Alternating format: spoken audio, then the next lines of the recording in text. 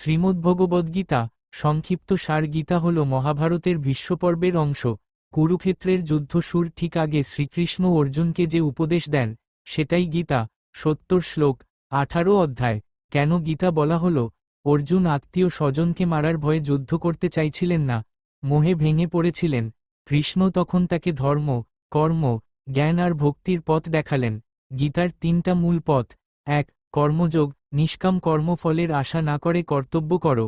কর্মণ্যেবাধিকারস্তে মা ফলেষু কদাচন। কাজ করাই তোমার অধিকার, ফল নয়।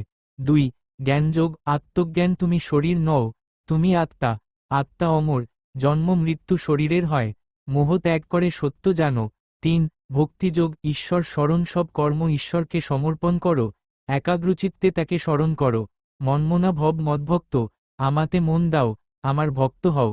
গীতার মূল শিক্ষা এক লাইনে, স্থিতপ্রজ্ঞ হয়ে, সমত্ব বুদ্ধিতে, সুখ দুঃখ, লাভ ক্ষতি, জয় পরাজয় সমান জ্ঞানে নিজের ধর্ম পালন করো, আর সব ভার ঈশ্বরের ওপর ছেড়ে দাও।